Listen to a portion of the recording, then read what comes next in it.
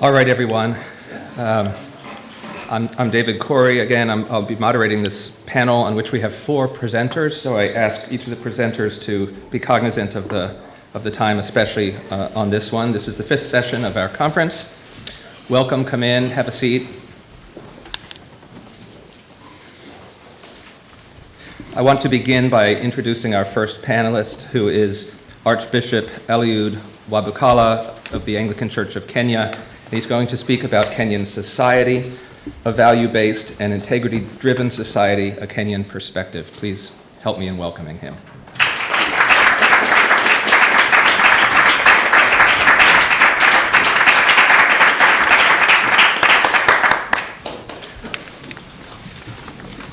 Thank you so much, Professor Kobe. Brothers and sisters, good afternoon. Good afternoon.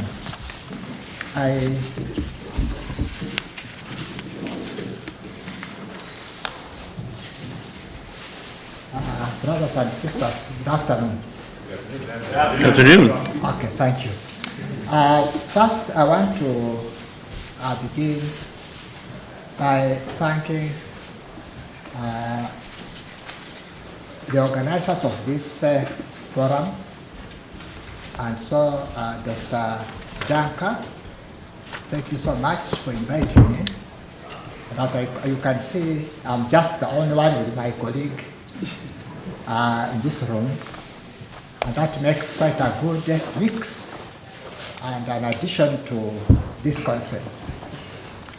I've listened to the speakers for yesterday and today,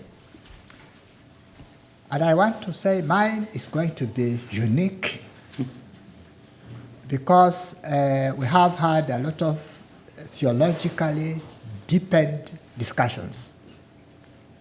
But I come in from a context of the practical part of this discussion.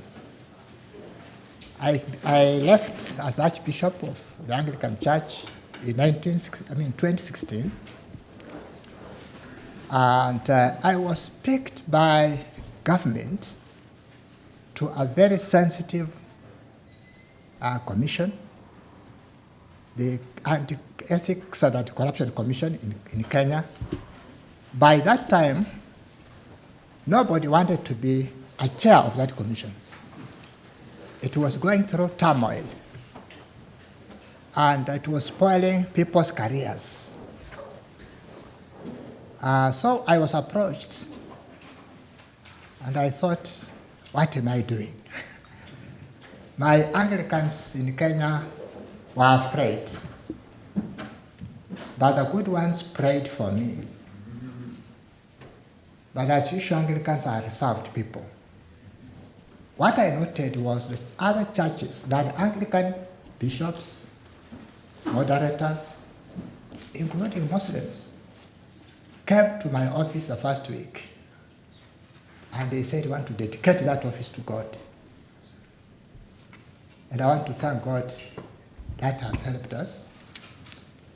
The commission is stable and achieving a lot for the country.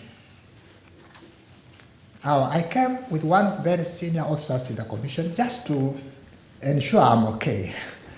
And so I picked a director of the commission to accompany me and see what these Anglicans do. And that's Jackson seated there.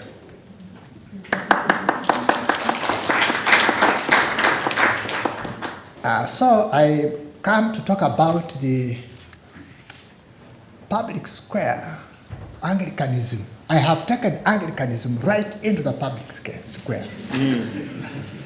Right from the office of the Archbishop into a political commission in the wider public square at a very sensitive time.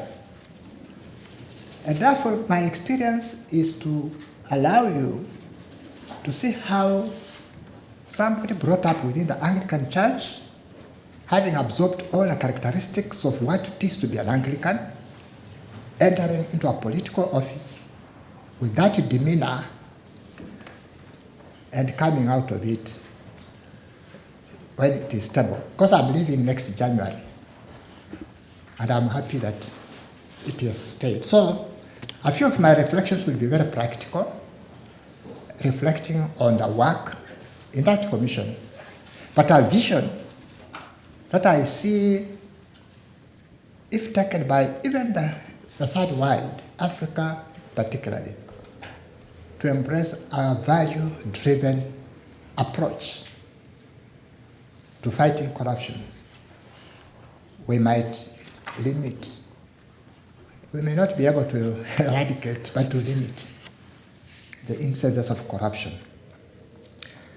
Jesus in Mark 7 talked about that which corrupts comes from inside. It is from inside the heart of a person that spring out evil thoughts, theft, whatever. And that's what corrupts. I started with that text and read it to the Kenyan people and challenged that let us look inside us and stop that before it gets into the institutions, to corrupt the institutions. And so that informed my work, and this paper that I was asked to contribute to is a bigger paper, but it will focus on the things that I have done and why I argue for a value-driven approach, because then a human being who is at the center of all these corruption activities needs to be worked on. And this religion, the Judeo-Christian religion particularly, which has formed most of our people in Kenya, and I'm sure worldwide, plus the traditional value systems that we had, when properly crafted and taught, they will be able to contribute to a value-driven and well-led society. So allow me to extend very sincere greetings and warm regards from Kenya, and specifically from the Ethics and Anti-Corruption Commission, where I am serving as chairperson. I laud the John Wesley Institute for organizing this conference on Anglicanism in the public square. I'm greatly pleased to join you today, and I thank you for the opportunity to share my thoughts on this value-based approach to the prevention of corruption.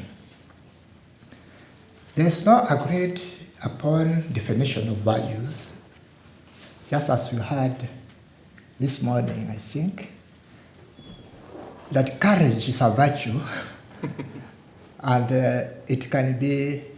it's a good virtue. But what about when used by terrorists? You can see that already begins to challenge some of our definitions. Somebody by the name Halstead and Taylor, 2000, define values as principles and fundamental convictions which act as a general guide to behavior, the standards by which particular actions are judged to be good or desirable.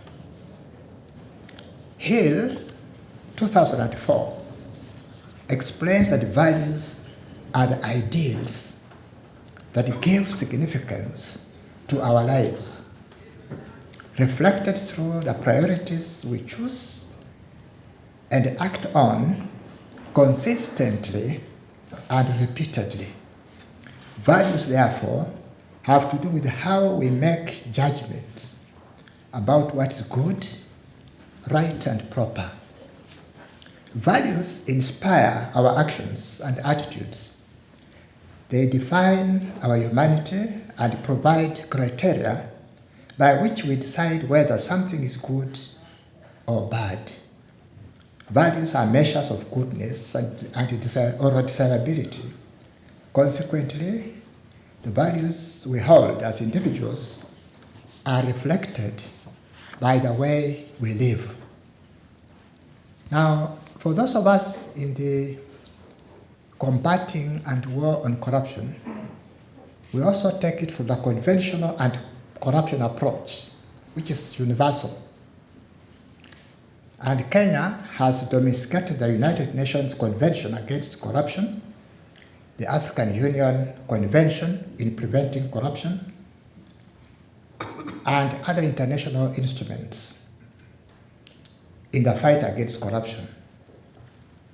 And our commission, which is now the principal anti-corruption agency in the country, its mandate is to prevent and combat corruption through law enforcement, preventive measures, education, public awareness, and the promotion of integrity and ethical standards. That's the entire mandate of that commission. And I joined it because when I saw the word ethics, I thought that's where I can go and do some Anglicanism there. But then it has other mandates like law enforcement, setting of standards for the public servants, ethical standards. We help them make codes of conduct for all the public servants in the country and enforce them. Notably, various laws and statutory instruments have been enacted for preventing and combating corruption through investigation of instances of corruption, economic crimes, and unethical conduct. Globally, corruption remains a stubborn challenge. The traditional methods of preventing corruption rely on efforts to limit discretion and increase accountability on the part of decision makers. These are mainly policy and legal interventions by law enforcement. But there is a growing acknowledgement that social norms and values are also critical in effectively preventing corruption. Unless norms and values change, and corruption laws can only have a limited impact. Despite the anti-corruption efforts, the impact has been suboptimal, as corruption still remains one of the greatest challenges in society. In my considered view, that for a sustainable and impactful long-term strategy, it will require us to go beyond laws and regulations. I acknowledge that the challenge of corruption emanates from negative culture, greed, conflict of interest, and a dilapidated moral fabric, resulting into unethical conduct. It thus behooves us to go back to the cultural values that have been held closely over the centuries. We will embrace ethics, integrity, and corruption systems and policies that embed good governance, transparency, and accountability in our daily lives. The value-based approach, which I try to argue for, and not just in this forum, that's basically what I've put on the agenda in the country for everybody else to discuss. I wish to underscore that a value-based anti-corruption approach entails integrating core values of ethics and integrity in society. The strength, vitality, and prosperity of a society is intrinsically linked with sound values and principles such as honesty, patriotism, social justice, protection of the marginalized, selfless service, good governance, integrity, accountability, and transparency. All that you can pick up what suits you best. These values have the net effect of positively influencing a person's behavior and character for the societal common good. For a coordinated approach to a value-based prevention of corruption, it is paramount that proactive steps are taken to codify in a policy for effective implementation. The value-based approach requires key factors who are trusted in their communities, The approach is aimed at influencing society to entrench values that positively shape the character of their members without the need for legal or regulatory enforcement. We need to bring in as many actors as possible in this approach, and I have identified about 3 or 4. First, faith-based sector. That's where we belong. It is a critical sector in appealing to the conscience of members of the faith-based communities to overtly shun corruption and unethical conduct.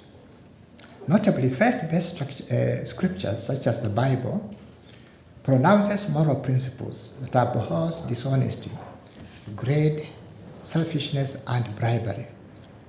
And more so, we as Anglicans, for example, with all our followers around the globe, if we really were entered into what we teach our people in the catechism, before baptism, before confirmation, and our daily biblical expositions in our churches, and first using this kind of approach, we can influence the entire world into a good place to stay, corruption-free, a world that makes people enjoy the services of others.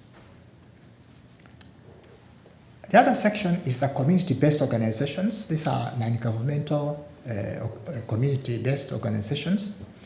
We have incorporated them, used them as platforms to pass our messages to the people.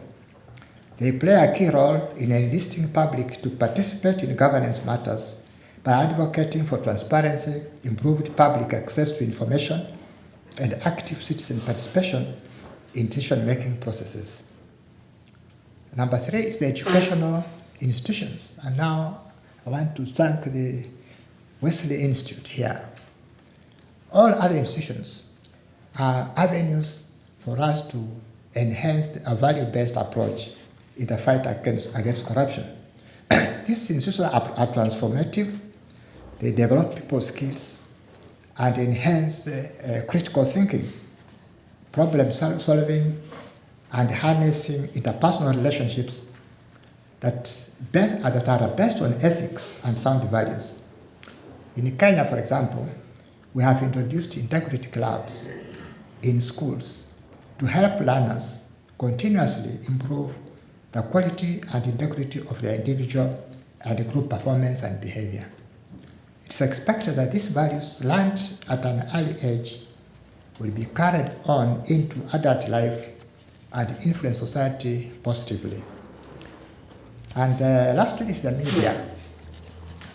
The media can play a very key role in setting a value-oriented agenda and positively rally the public to own and support this initiative. Further, it can be used to highlight acts of ethical and servant leadership with a view to influencing positive character formation and appreciation of the conduct that promotes good governance, public interest, and societal well-being. And also the leaders. We encourage that leaders have responsibility to provide mentorship, targeting young people and prospective leaders at all levels, and integrating ethical values in their leadership styles. An ethical leader is expected to have the right values, sound character, for example, that exemplifies good governance, so that they are role models to those who are coming under them. Now, lastly, as I conclude, I wish to reiterate the effective and the responsive anti-corruption strategies in the fight against corruption as key to ensuring stable, prosperous, and sustainable social, political, and economic development in any society. In this regard, it is my measured view that a value-based corruption initiative will bolster the fight against corruption, economic crimes, and unethical conduct. As I finish, I want to say that this challenge of corruption, it may not be a big problem here. I hope so. Because I can see in the hotels, you have paid in something called tip. What is that tip? In Africa, we discourage even that. Because the tipping becomes, it's supposed to be a small one, but later on it grows to become a big tip. And then it becomes corruption. So, so what I'm saying is that we have a responsibility. And the Anglican Communion, particularly as you have all seen, because of our being with the British colonial government, this church occupies almost every part of this globe. And if we put our efforts together, with the Anglican Communion Office, for example, we can set an agenda that can liberate the third world. In the Communion Office, we have an organization there called the Anti-Corruption, I don't know whatever they call it, but there's one in the Communion, an office which deals with all of us. We collect ourselves together to talk about corruption.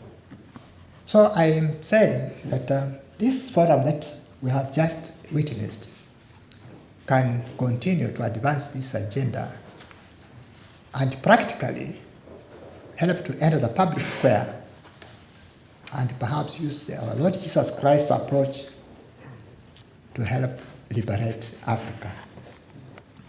So once again, I appreciate the John Wesley Institute for convening this important discourse to highlight our perspectives and insights on the efforts towards a coherent, peaceful, and ethical society. I urge all of us today to play our respective roles in preventing corruption and in promotion of good standards. I want to thank you for listening. Thank you.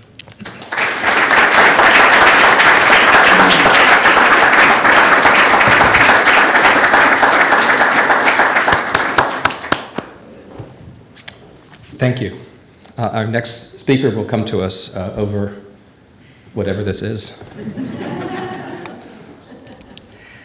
And that's Jonathan Chaplin, who's at Wesley House and Cambridge University.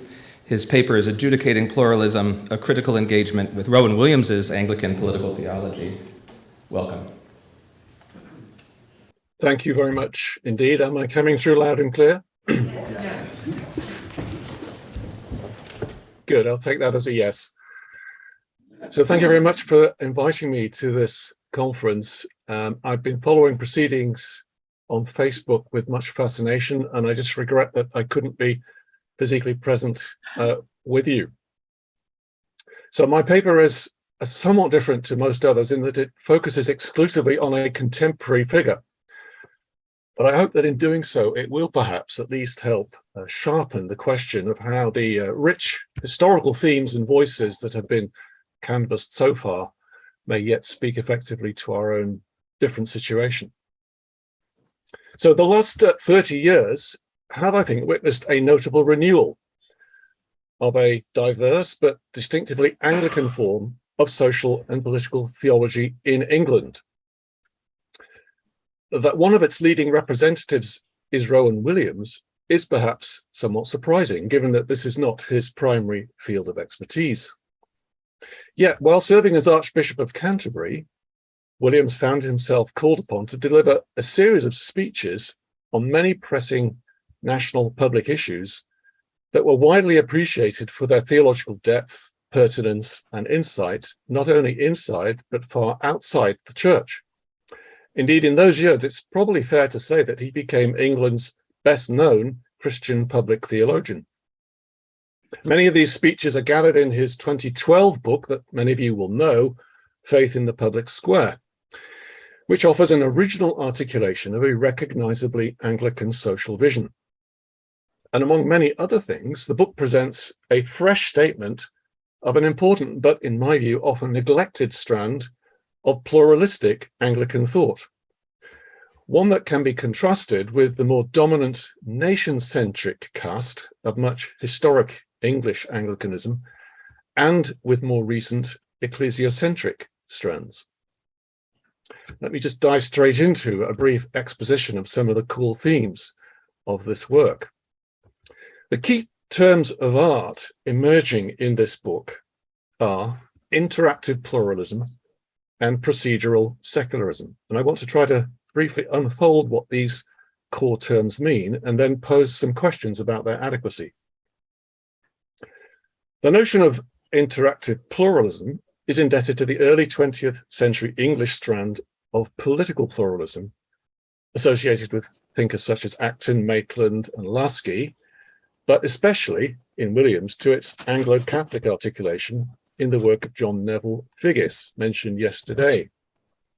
Central to this pluralist vision is the claim that persons are not firstly members of a single comprehensive community, such as the state or the nation, but rather of what Williams calls first-level associations, larger than the individual but smaller than the state. These are the primary locations in which people participate in cooperative activity, are formed as persons, and find their social identity. They possess the right to exist, to act corporately, and to govern their own affairs. For such pluralists, the state is not, as Williams puts it, the all-powerful source of legitimate community life and action, but rather the structure needed to organize and mediate within a community of communities, a plurality of very diverse groups and associations of civil society. Now, whereas Figgis, writing at the turn of the 20th century, beginning of the 20th century, was chiefly interested in the rights of voluntary associations, such as churches or trade unions, Williams, reflecting the drastically changed demography of England a century later, is most interested in plural ethnic and religious communities, what he often terms moral communities. These are the most formative sites of the multiple loyalties that citizens in modern societies bear.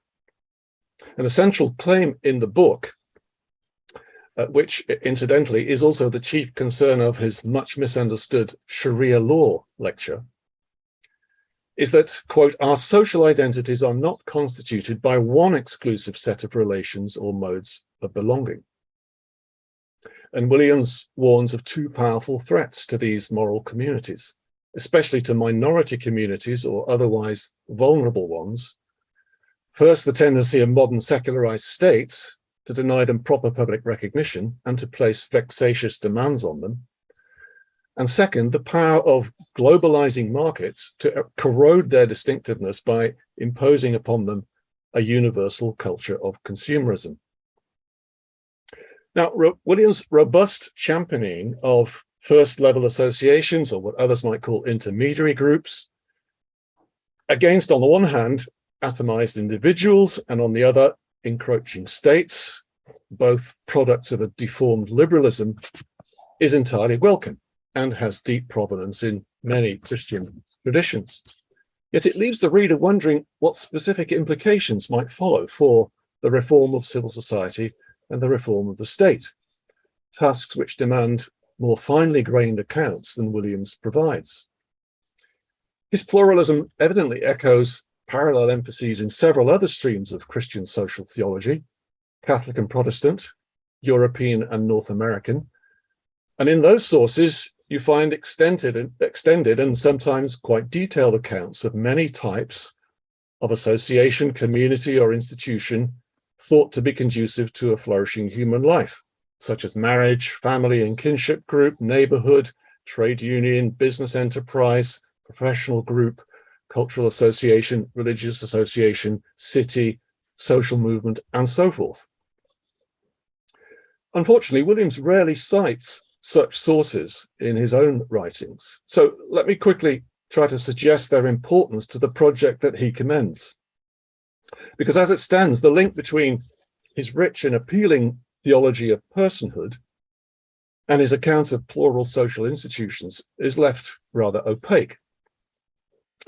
For to assert, as he does very powerfully, that personhood is rooted in both sociality and biology prompts the question whether the specific design of our biological makeup and the recurring needs of our social existence point to a preference for certain forms of institution over others. Now, the salience of this question and its complexity is clear in the case of, for example, marriage and family, where the turbulent current debate over same-sex marriage centers on whether there is something like a normative design of marriage and family, and if so, what it is. Following a 2-year process called Living in Love and Faith, Church of England bishops have until February to come up with a convincing answer to that question. And if that assignment doesn't make you gulp, I'm not quite sure what would. But it's equally important for other bodies. And let me just take 2 examples: ethnic communities and business organizations. To consider ethnic communities, which are central to Williams's concern. It's important not to conflate amorphous and internally highly diverse groupings, such as the British Pakistani community, which lacks any capacity for agency, with specific legally constituted associations having an ethnic character, such as a Pakistani community centre. And it's equally important not to conflate ethnic associations with religious ones. The Pakistani community centre in a northern English city like Bradford is not to be confused with the Council of Mosques in that city. Or consider business enterprises. Benedict XVI's encyclical Caritas in Veritate strikingly proposes that norms such as gift and solidarity are not to be seen as merely external ethical constraints on economic activity, but are rather internal to it. If so, far-reaching implications would seem to follow for the normative design of businesses and the markets in which they operate. As, for example, the Civil Economy School, also mentioned yesterday, that itself shaped that encyclical, has sought to demonstrate in some detail. So it's important to have at least some grasp of the normative design of a social institution, if it has one, if we are to know how it should be internally ordered and what we may reasonably expect of it in its interactions with other institutions and with the state. Well, to return to William's own account, the model he recommends for how the plural communities and associations of a modern society ought to relate to one another and to the state is interactive pluralism. Now, he makes clear that this is not the static pluralism produced by what he calls balkanizing versions of multiculturalism, which offer only, quote, the juxtaposition of mutually non-communicating groups. Here, ethnic or religious cultural identities are frozen in time and space, each locked within its own outlook and immune to external challenge. Interactive pluralism not only champions respect for the distinct character of plural communities, but also requires a public framework conducive to their mutual dialogue and cooperation, and indeed enabling their proper public scrutiny. And to secure both goals, there must be some entity capable of engaging in what Williams calls brokerage or mediation. This is the state, which through law, he says, provides the stable climate for all first-level communities to flourish and the means for settling and enforcing boundary disputes between them. Now, I'm going to raise a basic question about brokerage in a moment, but first let me say something about the second key term of art in his account, procedural secularism. This idea seems partly to overlap with that of interactive pluralism, but they are not, I think, synonyms. Procedural secularism introduces the distinct idea of the secularity of the state. The role of the state is, he says, to serve the healthy coexistence and interaction of diverse communities of conviction and loyalty by creating for all of them a civic space where all can find a voice.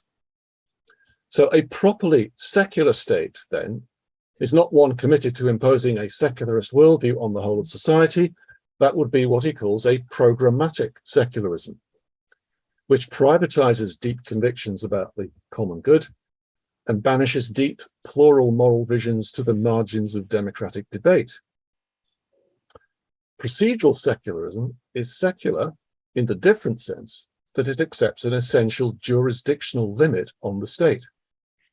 Such a state refrains from promoting, endorsing, or preferring any one of the worldviews, whether religious or secular, adhered to by its morally and religiously diverse citizenry. He rightly claims, I think, that such a vision has distinctively Christian, indeed specifically Augustinian, roots. And here, Williams evidently moves in quite a different direction to that part of Anglicanism which has espoused one or other form of establishment. So procedural secularism does not marginalize religious communities, but seeks active cooperation with them, seeking to harness the moral energies they can supply. A properly secular state recognizes that the democratic motivations of its citizens will atrophy if they're required to adopt the deceptively value-free language of public neutrality, forcing them to suppress their deepest political motivations. So such a state will therefore actively facilitate what he calls an argumentative democracy, in which a plurality of voices are loudly heard, yet one marked by civility and mutual accountability. Quote, rather than trying to build civic loyalty from nothing, which is what much contemporary liberalism attempts to do, a sympathetic state will build on the experience of cooperation and passionate concern for the common good that is nurtured in particular communities, especially by a religiously formed ethic of self-giving. And here, the legal system of a pluralist state serves to permit what he calls a crowded and argumentative public square, yet one which acknowledges the authority of a legal mediator or broker whose job is to balance and manage real difference. So the brokerage role of the state then is central to both interactive pluralism and procedural secularism. We might say that for Williams, brokerage is a mode of public conversation writ large. And herein, I suggest, lies both its strength and its limitation.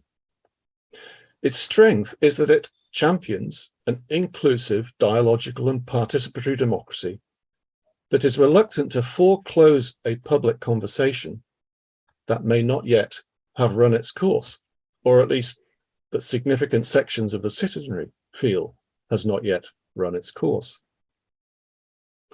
Its limitation, however, is that it does not adequately capture the adjudicative duty of the state in the face of pluralism. Now, Williams is well aware that the pluralist theory of the state has long been vulnerable to the criticism that it leaves the state without a specific moral good of its own. But he thinks he can avoid such criticism by proposing that interactive pluralism does indeed imply such a good. This good, in fact, amounts to three goals that I've already noted. The requirement that each account of the common good exposes itself to the exchanges of the public forum, the avoidance of static pluralism, and the protection of society against uncriticized sacralized power. Now, those are obviously highly important goals, but I submit that they amount to a thinner notion of the political good than we really need, and indeed a thinner account than Williams himself elsewhere affirms. Let me just give two examples of this. Williams sees the state operating through law as establishing a kind of tribunal which protects and indeed enforces the equal dignity and human rights of all citizens. But that fundamental task already is not merely a matter of brokerage, since such basic rights cannot be routinely put up for pluralist renegotiation. Indeed, that's their very point. To take another example from Williams's engagement with British government policy in the early 2000s, and in particular what was called at the time the Big Society Programme, some of you may remember that, Williams rightly argues that this programme of localism and decentralisation, valuable though it seemed to be at first sight, would succeed only if it also generated upward democratic pressure on government for what he calls a morally robust program for the common good. He then cites a series of concrete examples of what such a program might entail, some involving direct state provision of public goods and others involving support for initiatives coming from civil society.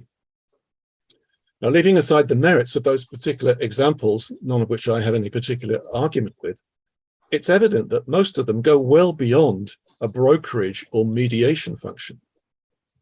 They require difficult and binding adjudications, what Oliver O'Donovan calls public judgments, between strong competing claims about rights and resources, not all of which can be equally satisfied, and some not at all. Well, let me here make a pretty straightforward proposal, which is simply to replace what I think is the ambiguous and unintentionally managerial term brokerage with that of justice, or at least to reframe brokerage within a larger conception of justice. Now, justice has always been construed in Anglican and Catholic social thought as integral to the purpose of the state, but it has not typically been construed as brokerage or mediation. At times, Williams gestures in that direction, describing the role of the state not only as brokerage, but on one occasion, indeed, as adjudication. I suggest that adjudication is by far the preferable term, and I suggest that it should be understood in a substantive and not merely a procedural sense. Adjudication demands a principled weighing up of various legitimate and often competing public claims against normative standards of rightness. And it requires an authoritative ruling on which claims shall at this time be publicly vindicated over others. Such a ruling is the point at which inclusive democratic conversation comes to an end and adjudication resolves the issue, for now at least. No political community is sustainable without the possibility of such authoritative adjudication. Now, Williams often does invoke the term justice, but typically, at least in this book, in a somewhat unspecified sense of fair or equal treatment. But that is only one of many modes of justice showing up in human social relations. Other Christian accounts offer far more differentiated insights on what justice as a normative standard of rightness might require for this or that social situation or institution. In fact, I should add, Williams gestures in just this direction in one of his most recent essays. So to conclude, I suggest that with a more differentiated, complex account of justice, and in the light of earlier conversations today, a non-utopian account of justice, we can then propose that the specific moral good of this pluralist state includes doing justice in multiple and specific and contextually sensitive ways to the particular normative designs of the plural ethnic, religious, and associational communities needed for human flourishing, insofar as this is discernible and attainable in what Ephraim Radner calls this mortal life. Thank you very much indeed for your attention.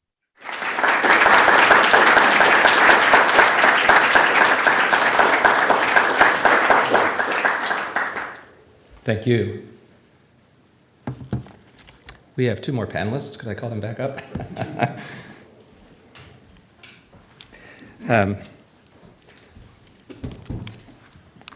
Jonathan Escanas is at Catholic University of America.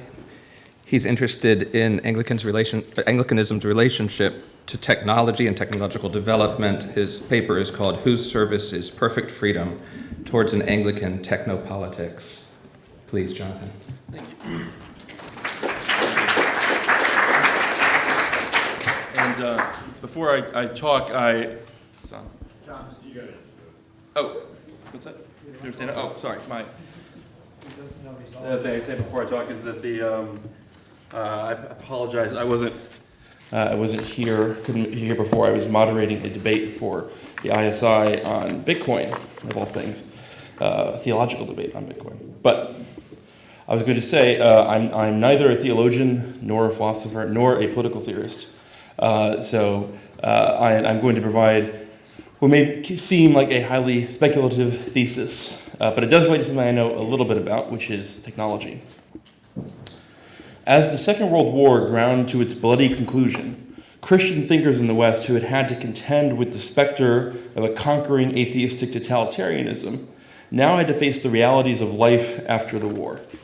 As Alan Jacobs records in his outstanding book, The Year of Our Lord, 1943, this was the year that Simone Weil, Jacques Maritain, T.S. Eliot, W.H. Auden, thank you, and C.S. Lewis either began or completed really seminal texts of thinking about Christian formation and Christian politics after the war. Lewis in particular wrote both The Abolition of Man and his scientific dystopia, That Hideous Strength, in the year 1943. 1943 was a pivotal year for another reason. It was the year of the first full operation of the Chicago Pile 1, the first nuclear reactor, and it was the year in which industrial production of weapons-grade plutonium and uranium began. In August 1943, the Quebec Agreement, setting the terms of British and American cooperation in nuclear weapons research, was signed by Franklin Delano Roosevelt and Winston Churchill, two Anglicans in good standing. When the war began, the dread which the Christian humanists had felt was whether the free societies of the West, beset by decadence, had the spiritual vitality, the clarity of purpose, and the moral fiber to prevail at so great a cost.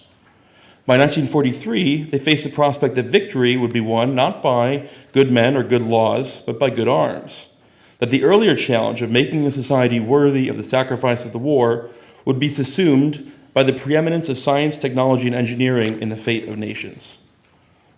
Solving the problems of the Manhattan Project and other wartime weapons programs required the total reorganization of science and the development of institutional relationships between university research, government laboratories, military administrators, and the private sector.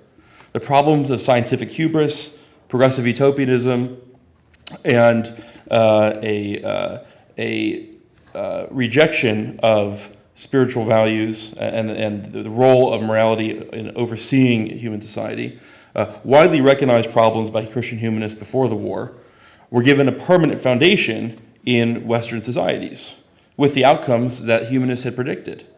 Wave after wave of technological change has since been unleashed, including not only the atomic bomb, but the jet plane, the computer, the birth control pill, the satellite, and of course, the internet. The church has struggled to adapt to the new economic, social, and cultural realities produced by technological shifts. What constitutes a Christian response to the technological society, in which new developments are constantly redirecting our care, attention, resources, and desires? Does Christian political theology have anything to say to the way that we govern and regulate technology? There are a variety of responses the church has to the problem of technology. These different kinds of Christian technopolitics, as a subspecies of Christian political theology, respond to different intuitions about the nature of the church, of political authority, of society, and of human nature. Such a topic would be difficult to exhaust, and we need not make the attempt today. But we can, with a broad brush, paint a picture of two kinds of Western Christian technopolitics and contrast them with a quite different Anglican technopolitics. Though it has rarely been properly identified, there is clearly a Catholic technopolitics. In his essay, Roman Catholicism in Political Form, Carl Schmitt identifies the point of battle between the juridical formalism of the Catholic Church and the liquefying power of economic modernity precisely on the question of technological change. With its power to undermine the common good quite outside of the control of the average person and its intrinsic connection to scientific hubris, the Roman Church has, since the Renaissance, sought to act as a catechon against and a balm towards the changes produced by technology. After the failure of its initial quarantine efforts against the displacement of its magisterial authority, the Catholic Church fell back upon a self-understanding as the authoritative arbiter and voice of natural law and the needs of the human person against the alienating effects of technology, in its view not only for Catholic or Western Christian societies, but for all mankind.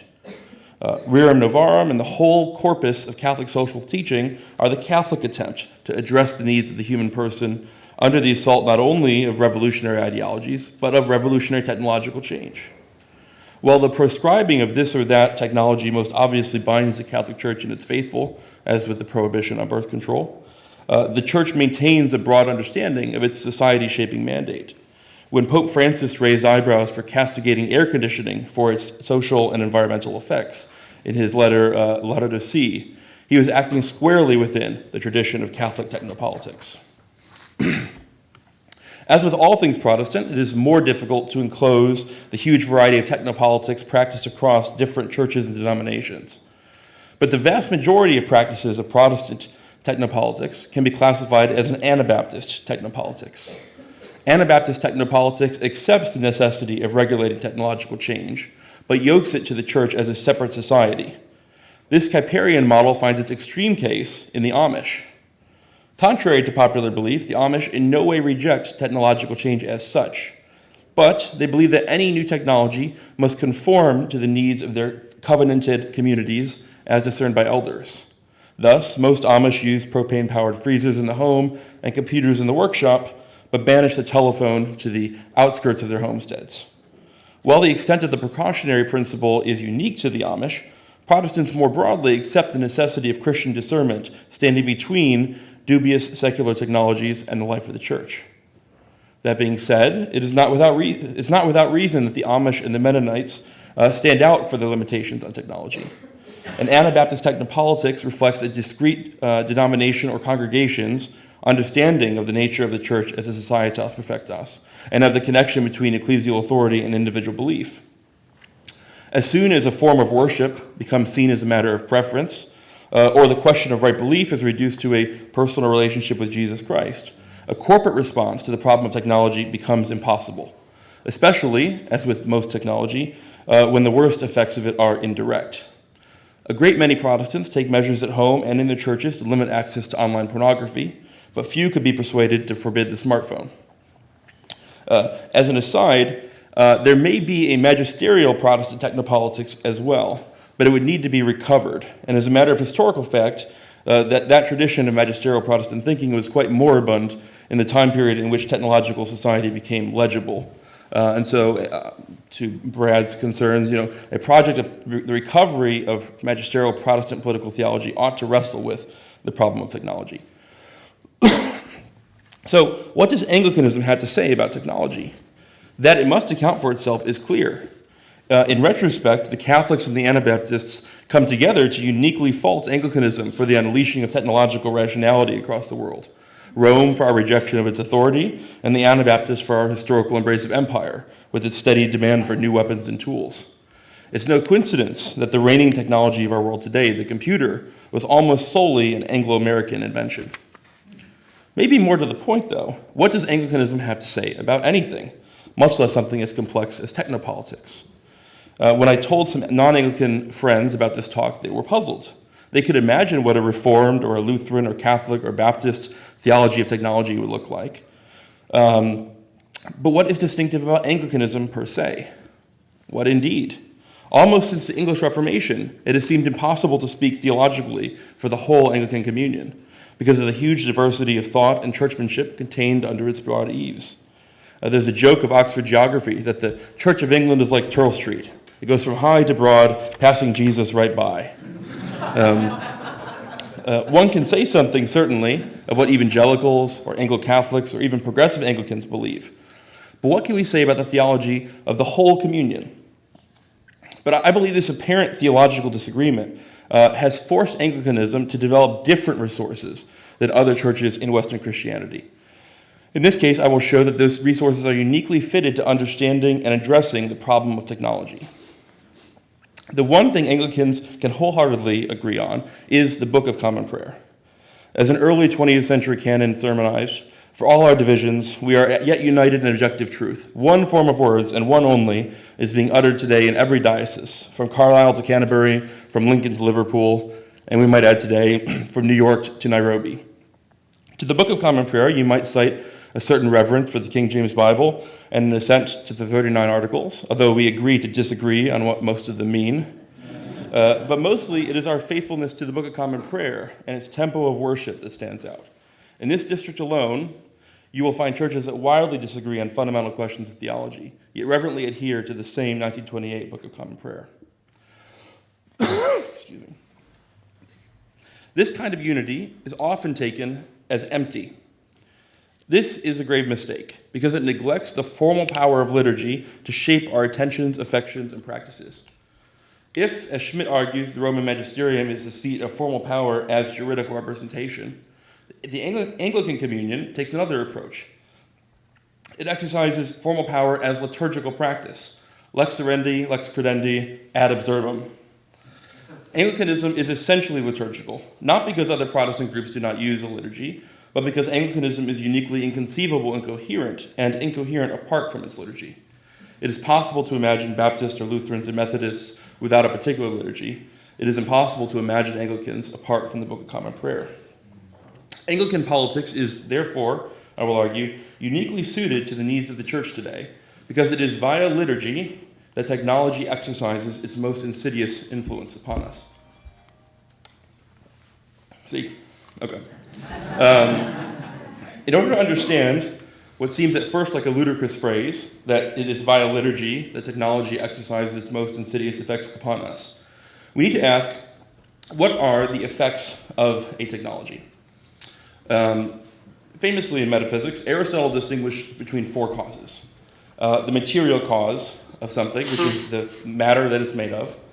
The efficient cause, that which goes into the energy and work that goes into making something.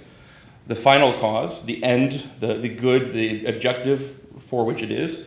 And then maybe most mysteriously, the formal cause.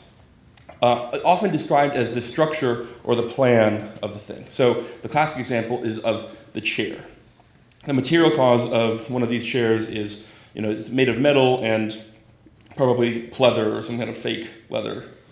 The efficient cause is whatever process it was that actually manufactured the chair, right? The final cause is the chair is for sitting. That's what we use them for, although you can, in theory, use chairs for standing on or whacking someone upside the head and other things, but a chair is for sitting. What then is the formal cause? The formal cause is not simply the plan of the structure of the chair. It is how the material and efficient causes can relate, the constraints under which they must relate in order to achieve the final cause. Right? So the structure of the human body and the nature of gravity, these things create constraints that mean that in order to fulfill its purpose, whatever thing I hope to make into a chair must be made in a certain way, must have a certain structure, it must relate certain forces in order to provide the resistance against gravity needed for it to function as a chair for me. So it's the relationship between the material and efficient causes and the environment, the context, and the end which I seek to achieve. With modernity, the final and formal causes were essentially forsworn by modern science. This is often pegged to Francis Bacon unfairly. Bacon was disdainful of final cause, but he was not disdainful of formal cause.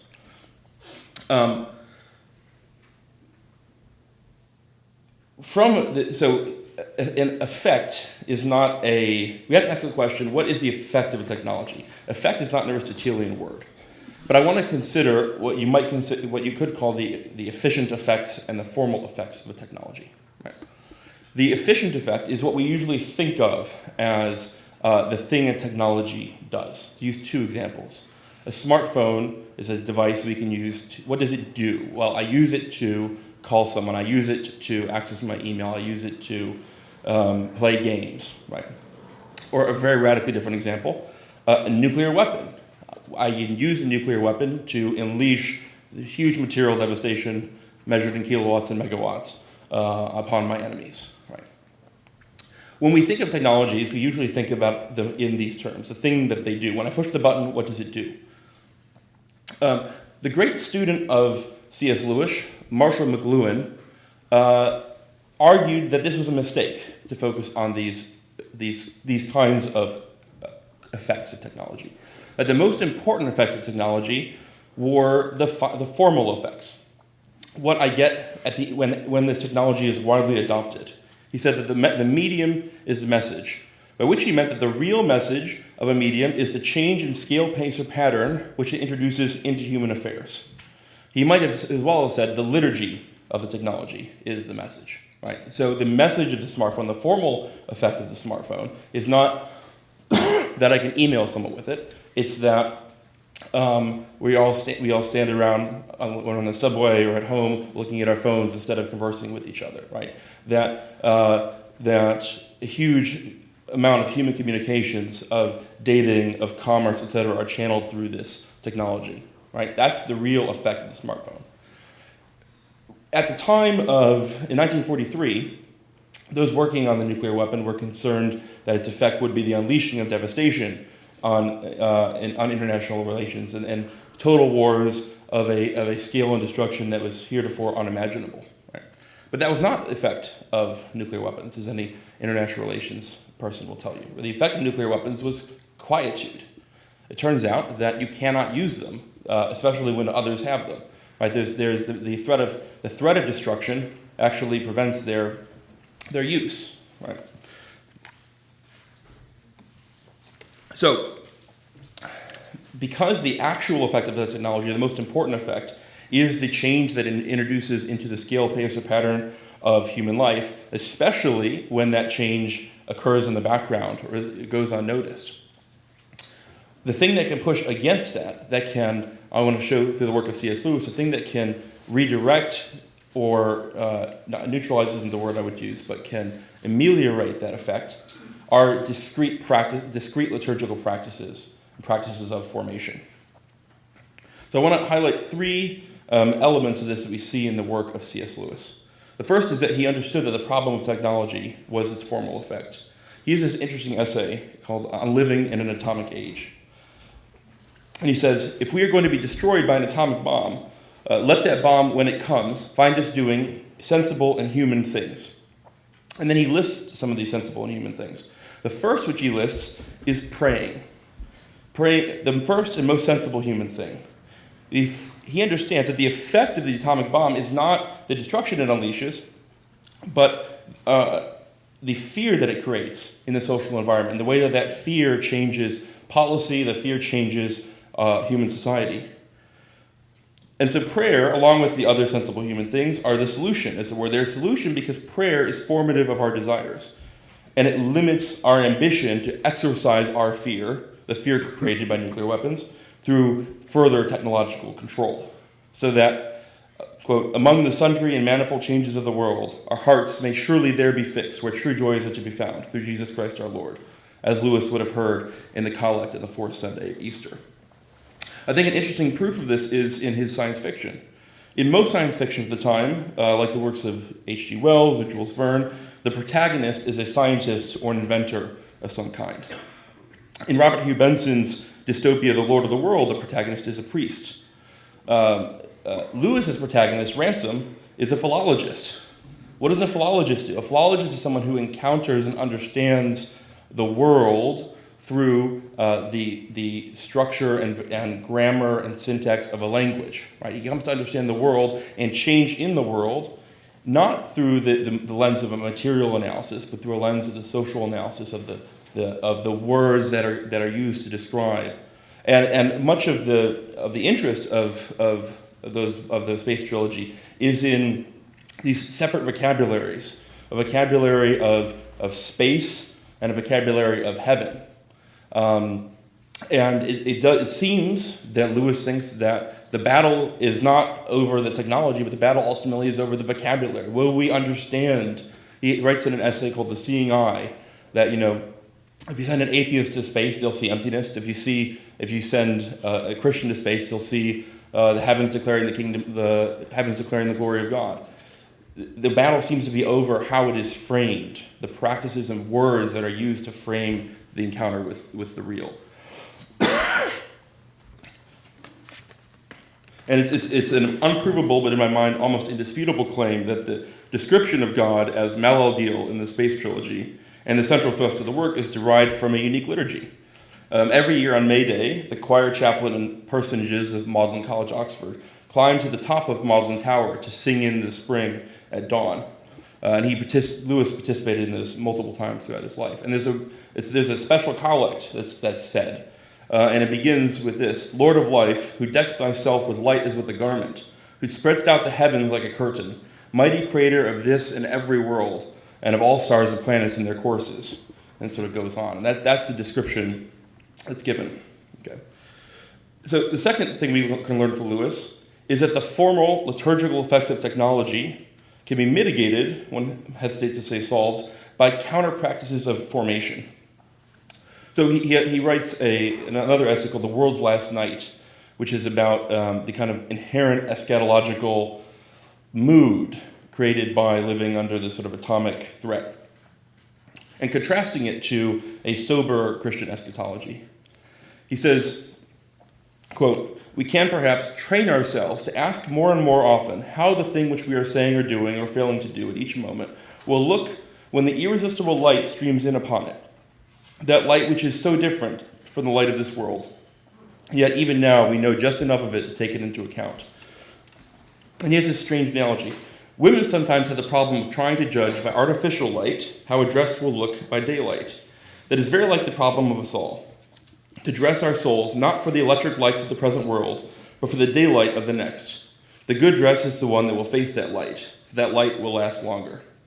There's something extraordinarily McLuhanian about this analogy. In fact, in Understanding Media, McLuhan's sort of landmark book, the example he gives of a medium is the light bulb. We don't think of the light bulb as a medium, but he shows the effect that the light bulb has on the environment, the similar effects to the one which Lewis is talking about here. So what is Lewis saying? The devotional practices of the Christian life, the tidal motion of the liturgy, the contemplation of the Last Judgment embedded in the creeds, in the Venite, and the rhythm of the year, they cast the light of eternity on our present concerns, and they train our eyes to see new colors and textures invisible in the flat fluorescent light of our technological society. It wasn't a coincidence that many of the great Christian technological thinkers of the 20th century, Lewis, George Grant, Marshall McLuhan, Ivan Illich, Neil Postman, who I don't believe is Christian, all either were themselves academic scholars of English literature, or of education, or were inordinately involved in the specific question of education. The subtitle of The Abolition of Man, his most direct work of technological critique, was Reflections on Education with Special Reverence to the Teaching of English in the Upper Form of Schools. Right? What Lewis has to point out to us about Anglicanism and the Anglican technopolitics is the way in which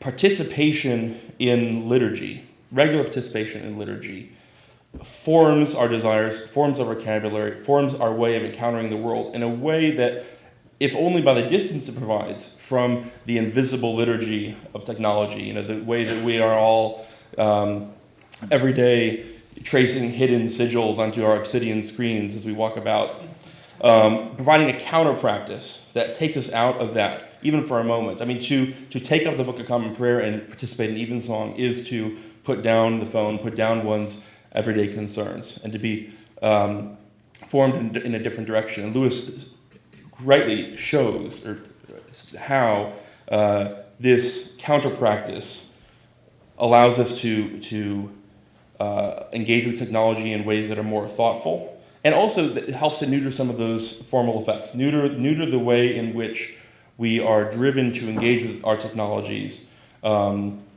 by the default settings, by the social practices and norms which we unreflexively pick up. Okay. And the third, and this is maybe my most speculative claim, is that Lewis was not opposed to technological progress, and that, in fact, there are hints of a kind of far-thinking Lewis, let's put it that way. What do I mean by that? In a section in The World's Last Night, he has this to say about the future. The frantic administration of panaceas to the world is certainly discouraged by the reflections that this present might be the world's last night. Sober work for the future, within the limits of ordinary morality and prudence, is not. For what comes is judgment. Happy are those whom it finds laboring in their vocations, whether they may be merely going out to feed the pigs or laying good plans to deliver humanity 100 years hence from some great evil. And there's also this fascinating section at the end of Out of the Silent Planet where Ransom is thinking about the future and the kinds of transformations to human society that may lay in its future. And the point of this seems to be that, and I think Lewis echoes Arendt here in a way, that the danger that technology presents to us is not the thing that first appears, those dramatic, immediate effects that we see, but the way that we fool ourselves into believing that these material effects have anything to say about the deeper questions of the human life. But that alternatively, if we are properly formed, if we're properly educated, if our hearts are being transformed by the renewing of our minds, then these material items too are just part of God's creation and available for our good use. So with that, I'll leave it off. Thank you so much.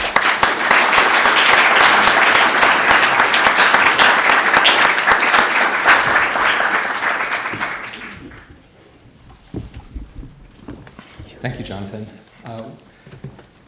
We have one last speaker, who is Professor Nigel Bigger from Oxford, who's going to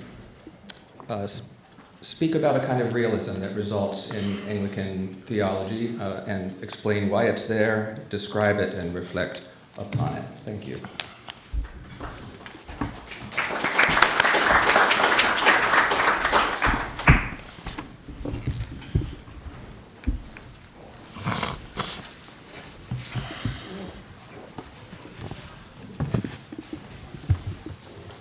So I'm going to talk about what I'm calling Anglican Christian realism.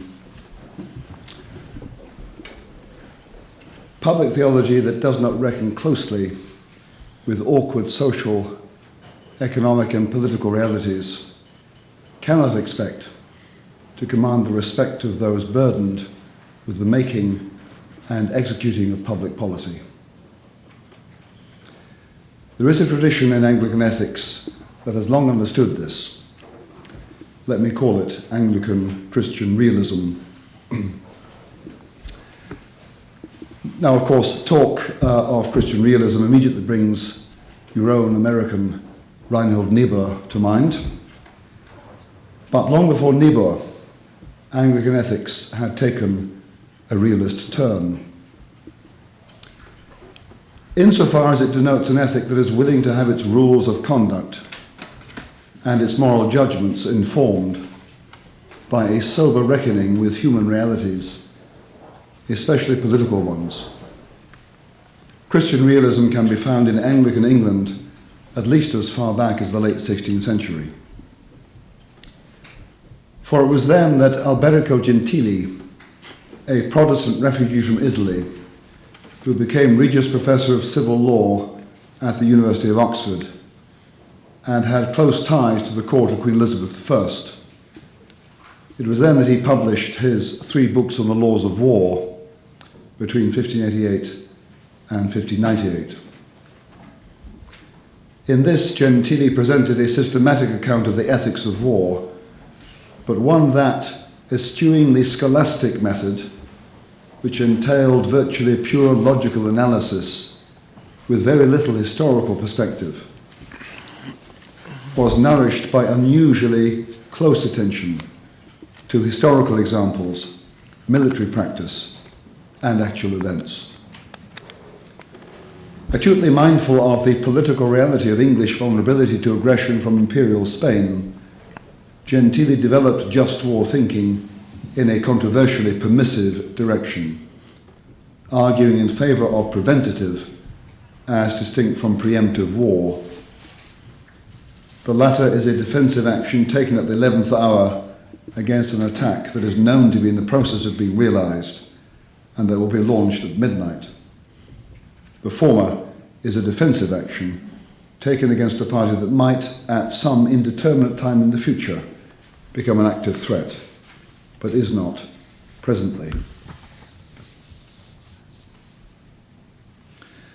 The early Church of England's attention to human realities wasn't limited to the brute facts of power and fear in international relations. Early in the 17th century, some Calvinist Anglicans lamented the lack of precise moral guidance, formerly along the lines of Roman Catholic casuistry, that is, the development of norms of conduct in dialogue with real concrete cases, but based on Protestant theological presuppositions. So, for example, in the opening pages of Conscience with the Power and Cases thereof, 1639, the Puritan William Ames explained that he'd been led to devote himself to casuistry because he had noticed that in many churches enjoying purity of doctrine and order, quote, practical teaching was much wanting, and that this want was one of the chief causes of the great neglect or carelessness in some duties which nearly concern godliness and the Christian life. Casuistry flourished in the Anglican Church for over a century, from the late 16th century, in the hands of divines such as Ames' mentor William Perkins, Robert Sanderson, Joseph Hall, and Jeremy Taylor. It disappeared quite abruptly in the early 1700s, but was revived again briefly by Kenneth Kirk in his 1927 book, Conscience and Its Problems. It was shortly after that Reinhold Niebuhr's version of Christian realism, with its emphases on secular intractability of sinful egoism, especially of social bodies, the need for political compromise, and sufficient justice as the aptly modest goal of politics, first began to influence Anglican thinking. The International Oxford Conference on Church, Community and State, 1937, introduced Niebuhr to William Temple, who would become Archbishop of Canterbury 5 years later. Temple had drunk deeply at the well of British idealism, but in the 1930s a combination of political experience and the influence of Niebuhr combined to make him more appreciative of the entrenched realities of class interest and collective egoism, less sanguine about the possibility of giving political expression to Christian love, and therefore more critical of Hegelian optimism about the realization of social harmony. Accordingly, in his best-known work, Christianity and the Social Order, 1942, Temple wrote soberly as follows: a statesman who supposes that a mass of citizens can be governed without appeal to their self-interest is living in dreamland and is a public menace. The art of government, in fact, is the art of so ordering life that self-interest prompts what justice demands. Nevertheless, it seems that Niebuhr never quite broke the spell that Hegel, through his British mediator T.H. Green, had over Temple. According to Alan Wilkinson, and I quote, Niebuhr's influence did not fundamentally alter Temple's cast of mind, which was unable to go down into the pit of despair and tragedy. Niebuhr's theology arose out of the experience of industrial conflict in Detroit. All Temple's ministry was among those high tables of life.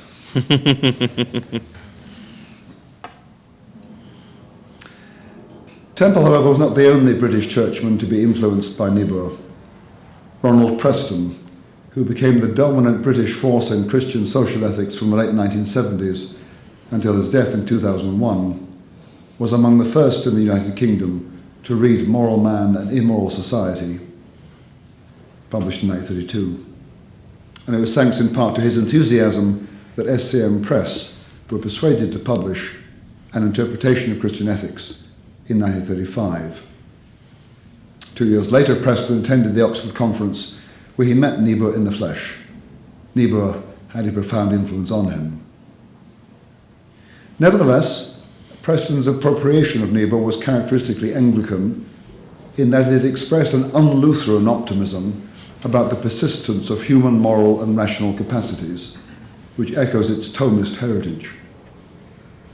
Thus, Preston chose to assert the ethical implications of original righteousness as much as those of original sin, and I quote, original righteousness is just as much a fact of human life as original sin. There are not fixed boundaries to human achievements under God, and to the quest for social justice which love motivates. Nor, of course, are there guarantees that the achievements of one generation will be maintained by future ones. Nevertheless, Christian realism is not a gloomy outlook, but a hopeful one. It is not disposed to be satisfied with things as they are. The Christian gospel has a radical challenge accompanying its good news. End of quote. Further, Preston endorsed the Thomist concept of conscience that survived in 17th century Anglican moral theology and was revived by Kenneth Kirk, with its confidence in the ability of even sinful humans to engage in moral reasoning together. He also affirmed a more nuanced view of self-interest, which does not assume that it is always regrettable. And I quote, "Self-interest is a powerful and necessary element in human life, which must be allowed for and harnessed, but it is also a dangerous element, which has to be handled with care."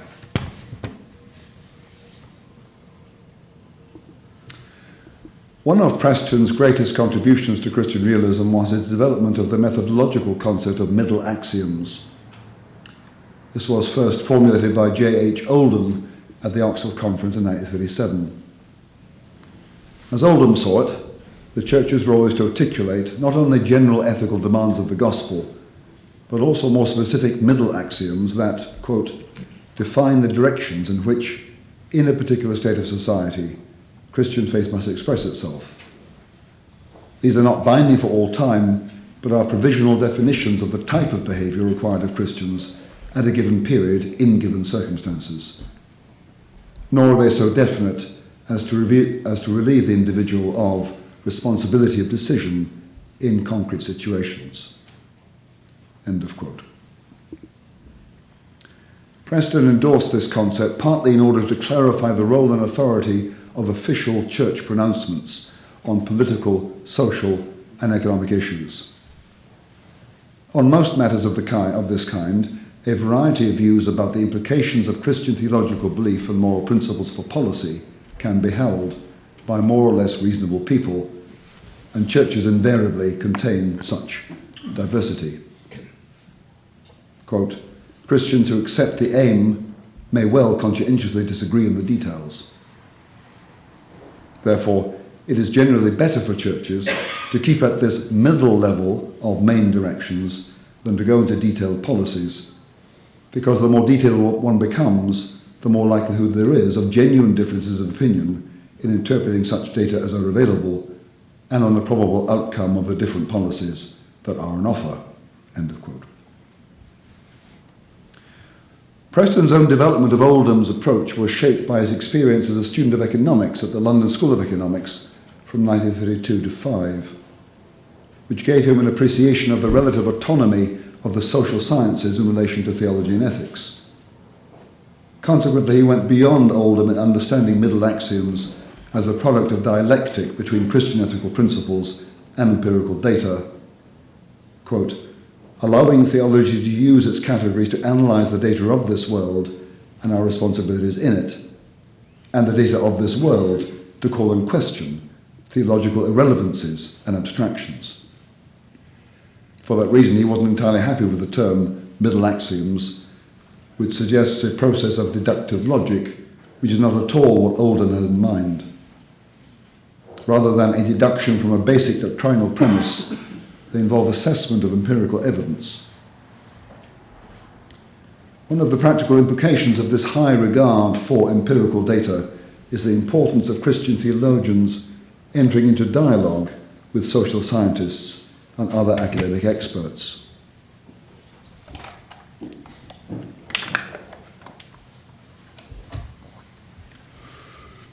Ronald Preston's conception of middle axioms as the fruit of a dialectic between Christian ethical norms and empirical realities naturally lent itself to the kind of interdisciplinary work undertaken by the Church of England's Board for Social Responsibility. Launched in 1958, the board brought together churchmen, theologians, philosophers, social scientists, and professional experts to work out a Christian view of the ethical and social issues of the day for over 40 years. Arguably, its best-known report is On Dying Well, a contribution to the euthanasia debate, originally published in 1975 and then revived in a second edition in 2000. The composition of the original working party that produced On Dying Well was typical in its range of expertise, if extraordinary in the distinction of the experts. Peter Belz, Regius Professor of Moral and Pastoral Theology at Oxford. Basil Mitchell, Nolith Professor of the Philosophy of the Christian Religion at Oxford. R.M. Hare, White's Professor of Moral Philosophy at Oxford. Lord Amory, Consulting Physician at University College Hospital and former President of the British Geriatric Society. Cicely Saunders, Medical Director of St Christopher's Hospice, Sydenham, and founder of the Hospice Movement. One of the last chairmen of the BSR before it closed, tragically in 2003, was Richard Harries, then Bishop of Oxford, and now, in recognition of the high quality of his contributions to public deliberation, Baron Harries of Pentragarth, and a member of the House of Lords. Harries' identification with Reinhold Niebuhr's Christian realism is evidenced by his editing two collections of essays on Niebuhr, Reinhold Niebuhr and the Issues of Our Time in 1986, and Reinhold Niebuhr and Contemporary Politics, God and Power, in 2010. I was one of the contributors to the latter. Before I arrived at the University of Chicago in 1979, I had been strongly drawn to Pascal's advocacy of Christian belief in terms of its superior ability to make sense of human nature and the human predicament. And when at Chicago I discovered The Nature and Destiny of Man, I warmed strongly to Niebuhr's own version of that argument, which was systematically articulated, often in terms of political theory. At that stage, however, I was primarily driven to work at the theological end of Christian ethics, and so ended up spending the best part of 10 years studying the ethics of Karl Barth. This bore fruit in 1993 with the appearance of The Hastening That Waits, Karl Barth's Ethics, where I laid out as best I could Barth's formidably systematic theological framework for Christian ethics and began to form my own mind in relation to it. One signal point where I found myself diverging from Barth was over his method of moving from theological assertions or general moral principles to the judgment of practical cases. It seemed to me to be too insufficiently empirically informed. One infamous example of this problem was Barth's astonishing assertion that the revelation of God in the light of Jesus Christ generates, and I quote, the inevitable political corollary that the Church is the sworn enemy of all secret diplomacy.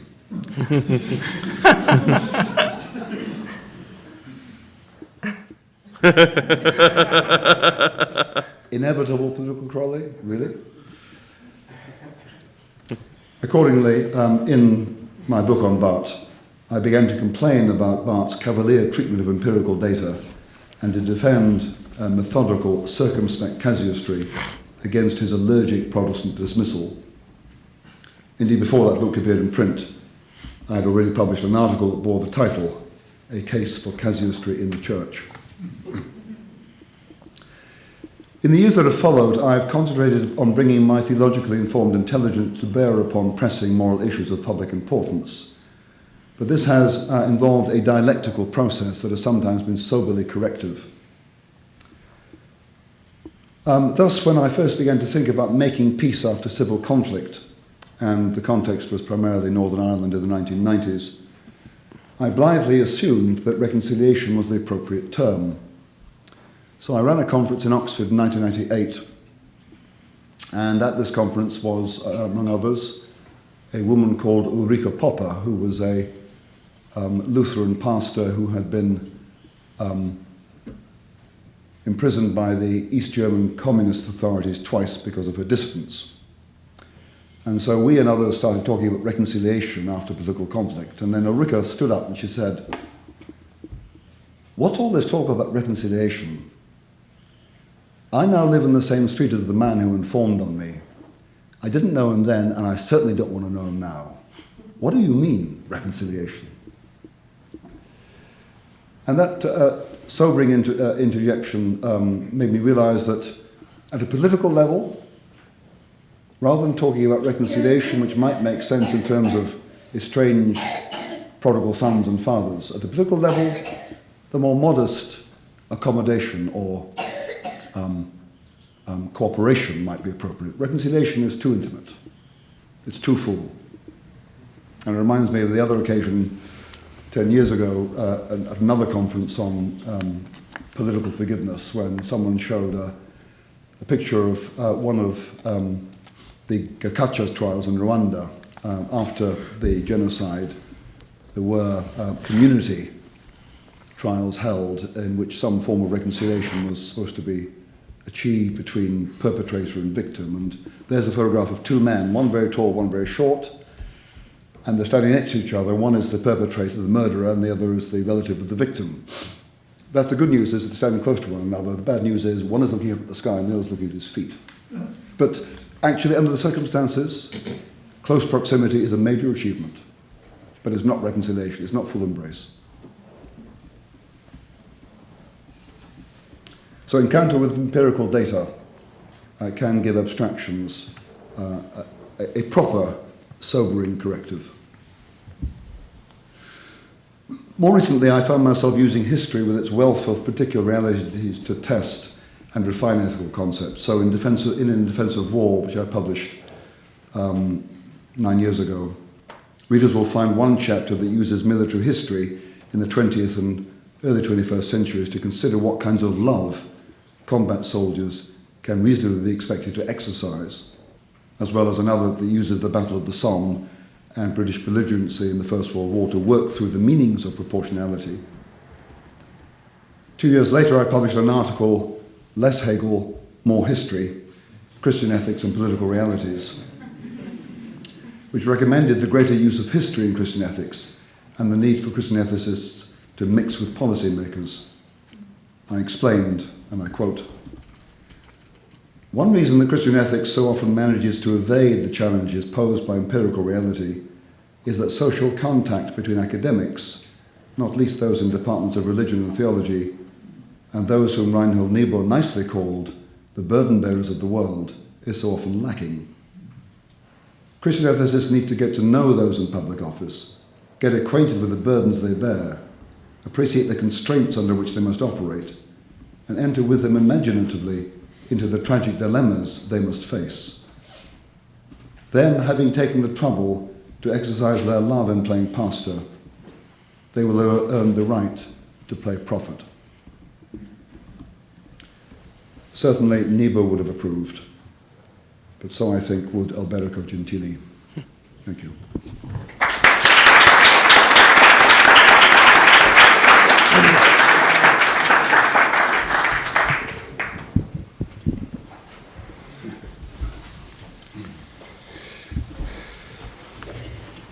Thank you to all the panelists.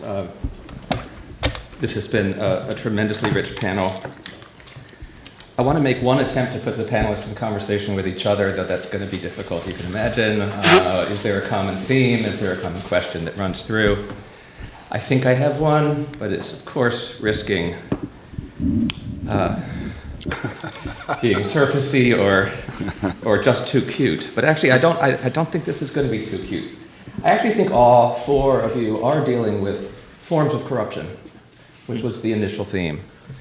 And in the initial, and I'm going to ask if anyone wants to reflect on maybe something general that could bind you together. But the Archbishop, of course, spoke about social corruption, corruption of ordered association through beginning with internal disorder in the soul, but working itself outward in crime, and that has been challenging Kenya. And I think that Jonathan spoke about the corruption of ordered association through plural interests, some of them incompatible, without a sense of authority and adjudication and justice that can order them and, to some extent, reconcile them towards common life. That there's a corruption that comes from plural interests. When we don't have a sort of system that can do anything but let them stand there in their plurality. New technologies corrupt the healthy liturgies of our lives that give us good order, ordered living toward human goods. And there's a kind of an intellectual corruption that attends the practice of Christian ethics and Christian practical judgment when these, methodologically speaking, start with theological abstractions and conclude with precise policy suggestions without bothering to factor empirical reality into the frenetic or a casuistic account. So these are all forms of corruption. Don't know if this question will work. Is there something theological that holds them together or relates them that you might discern?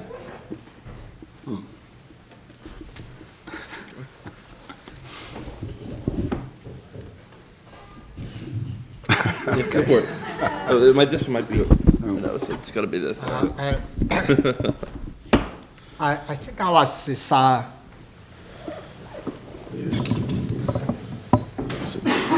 okay, thank you. Ours is as diverse as we are, so we may not have one theological approach, but basically it's corruption. From all the various presentations we've had, from my part, I think that a proper biblical exposition and understanding of corruption, which is very, very pronounced in the Bible, a theology within that can be used as a framework of action developed to influence Christian work. So for me, I think that you create as many partners as possible in educating and providing awareness about the effects of corruption in society and the fact that corruption goes against divine nature for those who are Christians and also religious. At the end of the day, you create then a culture that a poorhouse that doesn't accept corruption, right from the time people are young and as they grow up. Then basically you will create a society that lives with these rules. In Kenya, for example, after I worked with several young people, one of them was just encouraged, and he wrote a book here, which I put forward. He says, end of corruption. Now I thought it's going to end, but all he has done is to quote the Bible, a lot of biblical text here. He put up another one called Impeccable Nuggets of Corruption, where I just put up pictures. And one of those interesting ones is to draw a very well-endowed clergywoman. And says, I think I quote, the lady with a cross, I think she's a bishop somehow, and then he says,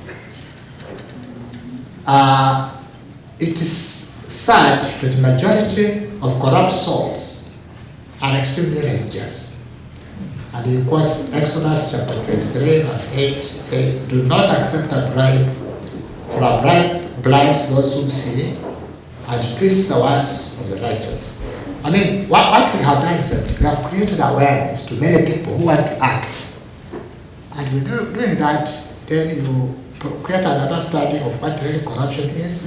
Not so intellectual, but it's actually very practical, because that's what is needed in most of these third world countries. Somebody to articulate that and also provide a program of action that targets different groups of people in a way that you can grow a mass or at least a sizable group of people to rally behind you in creating a culture that is anti-corruption oriented. But beyond that, because corruption involves some very senior people and educated, what my colleagues have done is to then get into the inside of the intellectual capacity to now address the policymakers, the top politicians, the technocrats. These are people who know how to use corruption intellectually and corrupt society, and so writings. So I think we have addressed that issue, all of us, in our diverse ways. Thank you.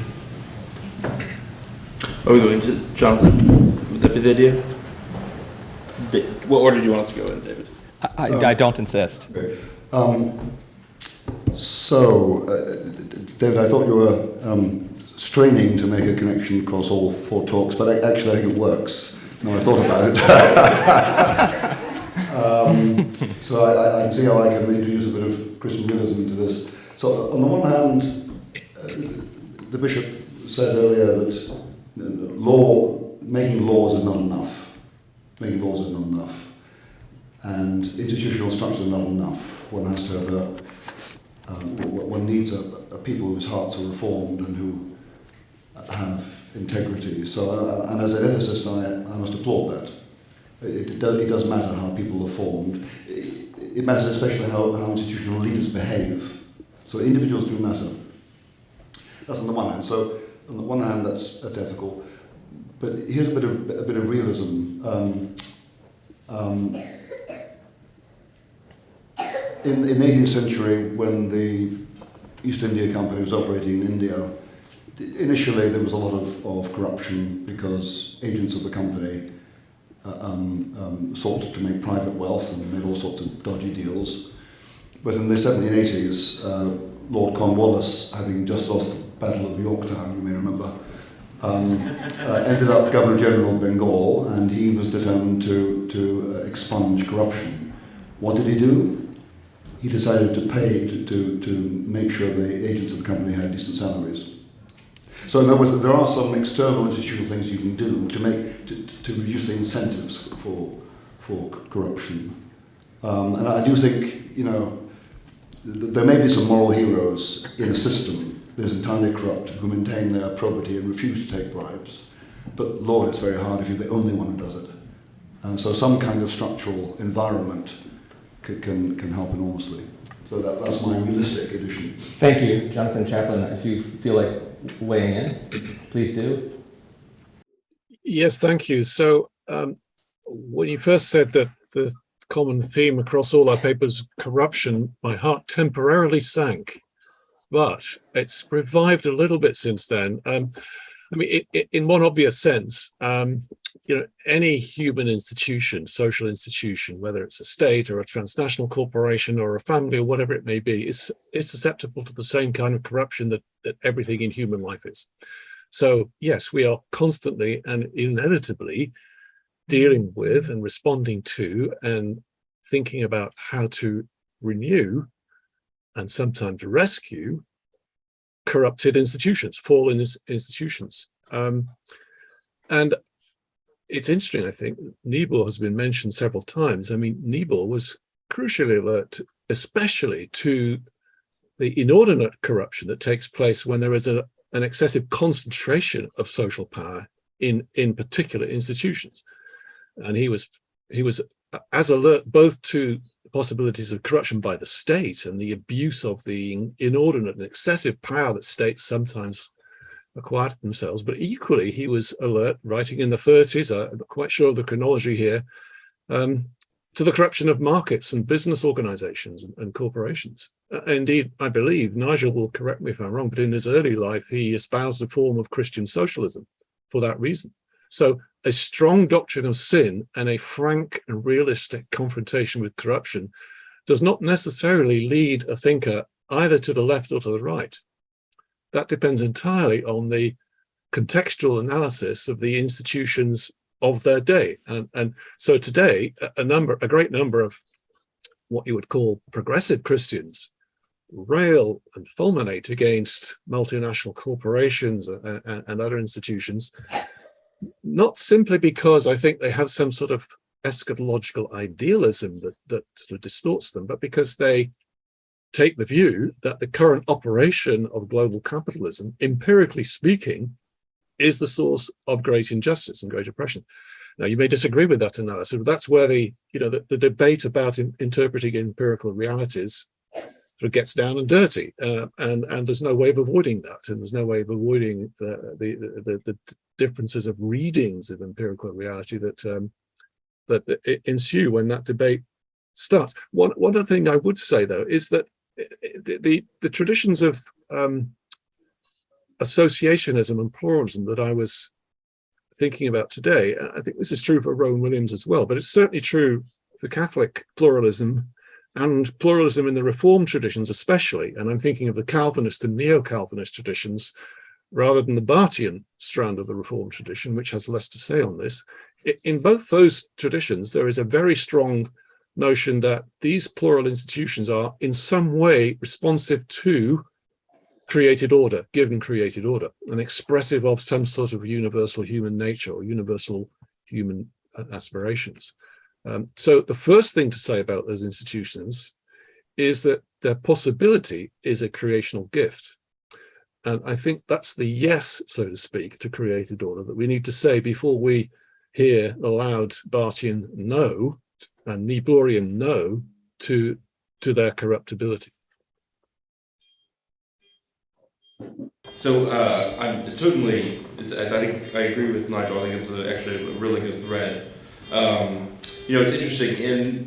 At the same time that Lewis is writing The Abolition of Man and the Space Trilogy, he's also writing his essay on the inner ring, which is this sort of the theme of how corruption happens. You said something which was that corruption results in a kind of disordering of liturgies.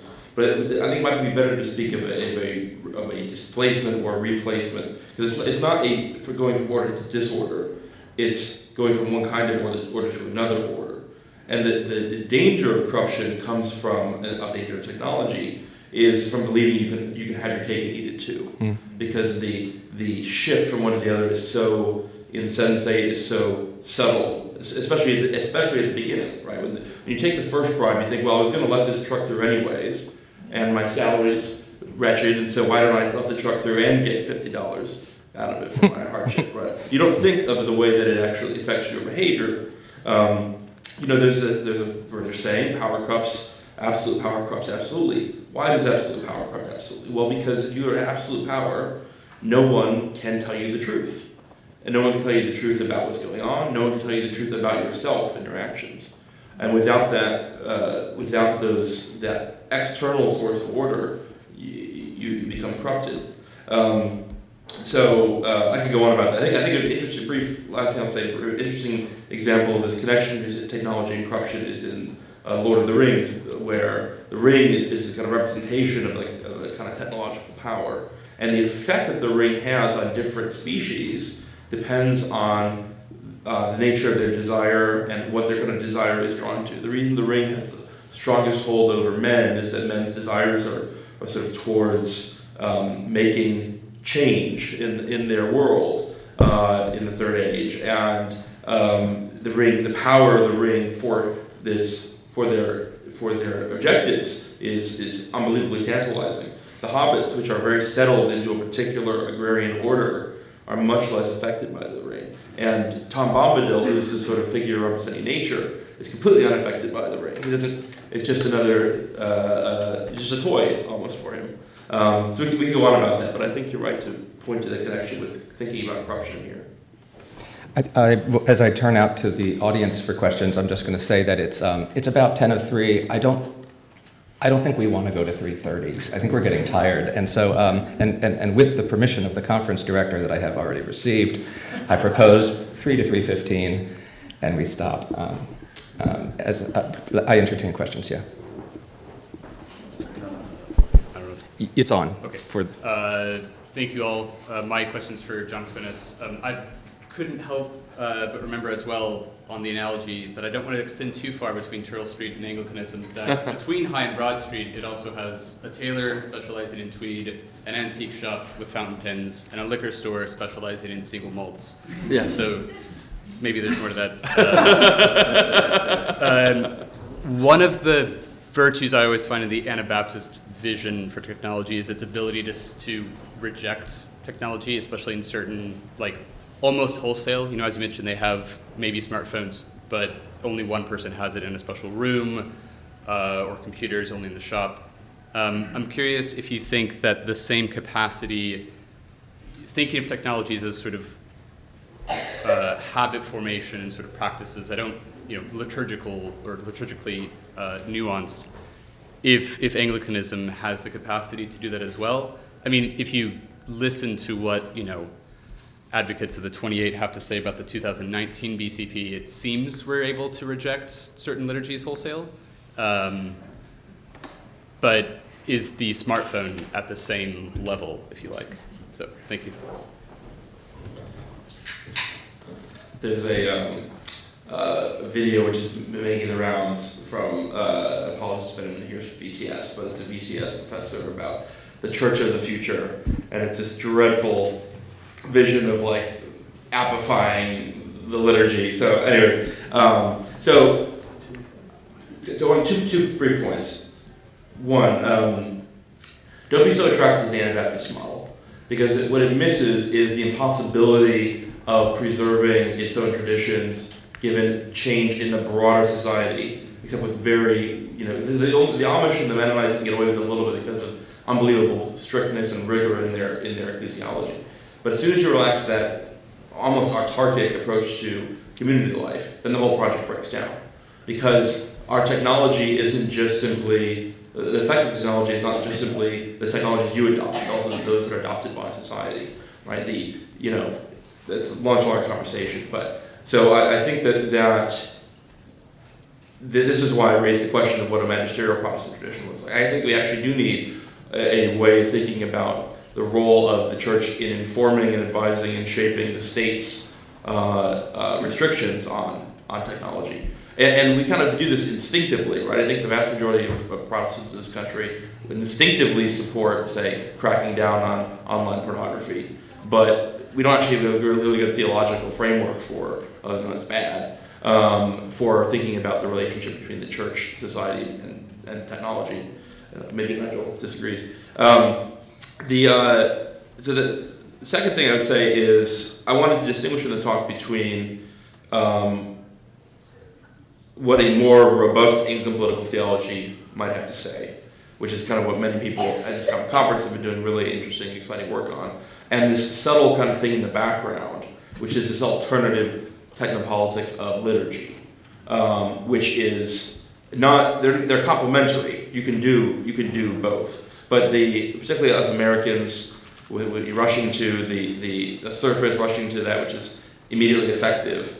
We often think about the politics of technology in terms of what we explicitly adopt or don't adopt, or prohibit or whatnot. Whereas this role of identifying and looking at those formal effects, and identifying and looking at the liturgical effects, the way that technologies change our formation, the way technologies change our practices, and the secondary effects on our desires that has. I think that's something interesting there. That's what I wanted to highlight in particular. So, I also thought that was interesting and a fresh contribution. Thank you. Question? Yeah. So I have a similar question, but it's a follow-up to John Sconis. Most of your talk was kind of framed around like how should we position ourselves when receiving, or like when technology comes to us, like should we run, should we reject, should we like have counter liturgies against it. In terms of like, a lot of Christians are involved in like the creation of technology. So I guess two-part question. Does the design of technology matter such that it like encourages or orients us towards a certain liturgy, or is it neutral? And if it does orient, at least maybe in like a correlational direction, should we as Christians seek to reform technology or create alternatives when we think that it may be forming us in negative directions? Okay. I think the unambiguous question to that is yes. The technology is not neutral. Anyone who's seriously studied it realizes that. It doesn't mean that technology has a moral valence. The effect of the technology, but a different effect, and we have to understand that effect and work to mitigate or attenuate or make sense of that effect. So I think this is extremely important for Christians in developing technology, and I think this is an area where we need a lot more thinking, and I'm trying to begin to provide some of that thinking. And I think folks like Marshall McLuhan are really interesting guides. I do think that this is an area where we suffer from very poor thinking, because we've tended to associate, either we've had this sort of neutralist approach to technology, which is completely a goner, or we've had a very naive view. So what we do, we have technology, and we just kind of try to like put it in a box a little bit. So, and that, there's some value to that, having, the technologies that come to mind, at least in our context, are like, a filter on your phone or your home internet against certain kinds of content or whatnot. Or, but I think taking it a step further and looking at liturgical practices that are aimed at those kind of counter liturgies. I think, like, for example, what the Orthodox Jews do on the Sabbath, the way that they interact with technology on the Sabbath, is a really interesting example of a kind of counter practice. But also building new technologies that have different kinds of effects, or that preserve different kinds of effects. So here's an example. One of the challenges we have in America is we have nuclear families that are very isolated from each other, isolated from extended family networks.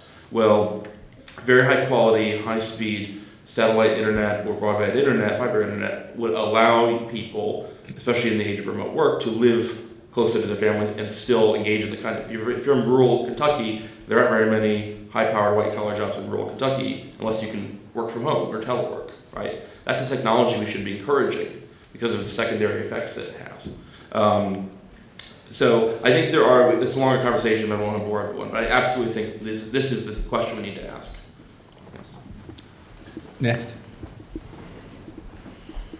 Sorry to give yet another question to Nice Jonathan. and loud so everyone can hear. So I wanted to hear a little bit more. It sounds like Lewis wrote on sort of eschatology, and I wanted to hear a little bit more of how that connects to technology, because it seems that, and particularly progress, it seems that the Baconian project and kind of goal of progress seems to be well motivated, and that a lot of technology, at least in kind of the industrial era, is oriented towards bettering kind of the human life in positive ways.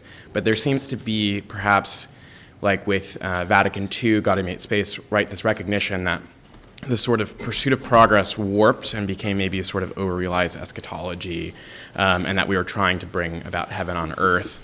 How do we maintain, with that kind of view to eschatology and technology, does Lewis have any resources? Do you have any thoughts on how we maintain a sort of, right, a positive view of progress? What can we retain of that vision of progress without going sort of the other direction, right, where we're just sort of sedating our sort of ennui, and we don't really, technology isn't really bettering the human experience, but just sort of we're indulging ourselves through consumer products. Thank you. It's a really important question, which I'm going to answer briefly because it's such a big topic. But for Lewis, and I think for most of the 19th and 20th century Christian thinkers of technology that I've been studying over the last 3 years especially, I think the inevitable conclusion is that the Christian theology of technology is eschatological. It is wrapped up with the belief that, in some ways, the Christian philosophy of technology, there's this discovery in the 18th and 19th century maybe of the, in retrospect, obvious connection that this unleashing of technological modernity is a part of God's design for history, which ends in the eschaton. Now, the question is the relationship of various things, of the church to the state, to the world state, to particular kinds of technologies of control. So that's a big question. I think the simpler question is, what do we do about it? And I think the wrong thing to do about it is to, and actually the kind of paradoxically, the wrong thing to do about it is to devolve into fear over. It's interesting, going all the way back to the first century, going back to the life of Christ. Prometheus. What's that? All the way back to Prometheus. Well, no, that's not what I'm going to say. All the way back to the life of Christ, the message of the eschaton was received by Christians with fear. And then the immediate response is, don't be afraid. Like the apocalypse is not a catastrophe, it's a eucatastrophe. So accepting that, then we turn to the future not with hope, right? And I think that maintaining a kind of sober hope and doing good work for the future, trusting in God's design without seeking to overanalyze it, so to speak. I think that's sort of what Lewis says in this particular essay in the Eschaton. And I think he has that in common with Illich, with McLuhan, and other thinkers who engage this precise question. Father? It's a question for Archbishop Wabukala. We've been praying and are grateful to hear that you had a peaceful election and transfer of power in Kenya very recently. I was quite struck that several months before the election, to try to keep peace in that process, your successor, Archbishop Ole Sapit, put in place a ban on this practice of the politician gives the gift and the offertory at the church service, and then he makes a speech. And I asked my friend, your bishop, Bishop Joseph, is this universally observed? And he said, well, not really. The question I have is, do you think the church in Kenya bears a degree of responsibility for the kind of social corruption that you're working to address through your commission? And what more does the church itself need to do to try to ensure a future free of corruption in your country? Thank you so much. Yes, politicians understand the power of the church, and so when the campaign period was on, they focused their attention in the churches because they find a ready audience, and so they come with quite a big amount of money to put in the basket. But the politicians will not just don't put the offertory and keep quiet. They come carrying it so that everybody sees how much it is. And then they say, okay, I've just come with my little 300,000. Here it is. And then he uses that opportunity to talk and convince people for his. So, as Anglican Church, from my time as Archbishop, I never allowed that. I ensured that if you come to All Saints Cathedral, for example, you could have the president or the ministers there. Once you come to the church, you are a worshiper. Basically, I will stand and say, greetings to the congregation. Today, we are pleased to have all of you. And among us are senior so-and-so, maybe one. And I encourage you to be coming back to this church every day. Let's clap for them. And that ends. So whatever they come to put in the offertory, that one is not short. But as I said, there are so many churches in the country. Pluralism. The Anglican Church is not the dominant. It's not the established church. And so there are other people who actually go and look for the collars, and they have also taken the purple shirts, and they wake up, they start a church. The wife is the treasurer, the husband is the bishop, and there are quite many. And so you cannot really say that there's a uniform way of approach, but using our ecumenical bodies, we are trying to send a common message to the entire church in the country. I said in my talk that some of the partners that we are focusing on is the religious community. They are the people that we give these guidelines to use so that we create a common message for all the faith-based groups. As a commission, I established what I said, a memorandum of understanding with all the religious teams in the country. I do meet them and discuss these issues. And so I think with that we are trying to create a common stand. Just towards the elections, I called all of them and said, as you preach about integrity, But people elect those leaders who have integrity. And so we put it in the media all over. What I think we are trying to say is the church is still a very strong influence in our societies. And I think we do well as Anglican Communion to focus on it as part of helping today's society as we wait for the eschaton to live well. Thank you. Thank you. Father, do you have a final question, please? Thank you. This is for Nigel. I was thinking about middle axioms and trying to imagine how one could find middle axioms that might work in our current very polarized context, where for some people politics has become religion and for other people religion is becoming politics. How do you see in our current situation an example, or maybe an example from Preston in the past, where a middle axiom has been sort of one which gathers enough support from both sides to be a starting point?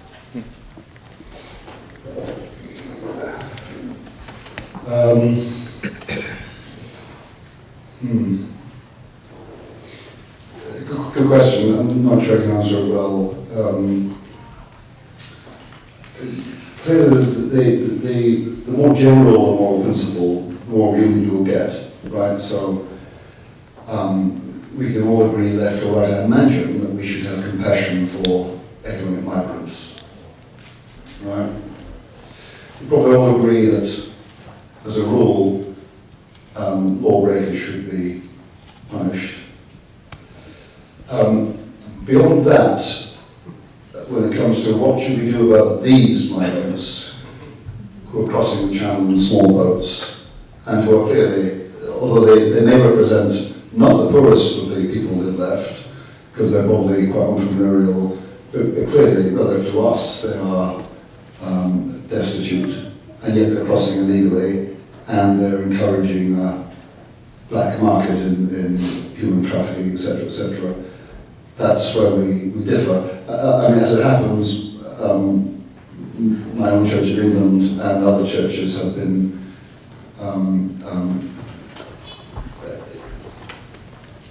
emotionally very critical of the present government's policy of sending such migrants to Rwanda for processing. My own view is the churches needed to have done a whole lot more homework before they reached that judgment, actually. I think the churches are wrong. So there's a case where the churches have moved from agreement about compassion for these people to a judgment about policy without having to thought it through properly. Now, Preston's point was, I guess, that in their pronouncements, their official pronouncements, the churches should say at the middle level. I'm not sure about that, because of course it's easy to mouth moral banalities like joy for passion. I'm happy for churches to as it were, give their pronouncements bite, but they've got to do the homework thoroughly, otherwise they're going to lose credibility. You join me in thanking our panel.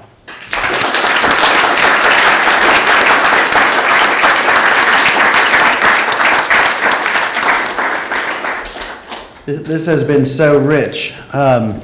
Many thanks to all the speakers and moderators of over the last 2 days, to my colleagues, to the donors. We cannot forget our donors.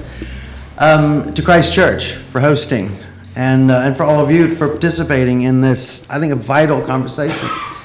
I was reminded of that very blunt Christian ethicist who happens to also be an Episcopalian, Stanley Hauerwas, who bluntly said the church must be the church or the world is already damned. And I think we have been being the church over the last 2 days, thinking together as the church and speaking as the church and praying beautifully as the church. All right, one thing about practical, I need the speakers and any moderators to meet me up here with Mr. Wesley afterwards. But before we go, I've asked Father Mark Michael to come up and bless us as we go. So please stand. Let us pray. May the God of peace, who brought again from the dead our Lord Jesus, that great shepherd of the sheep, through the blood of the everlasting covenant, make you perfect in every good work to do his will, working in you that which is well-pleasing in his sight. And the blessing of God Almighty, the Father, the Son, and the Holy Ghost be amongst you and remain with you always. Amen. Amen.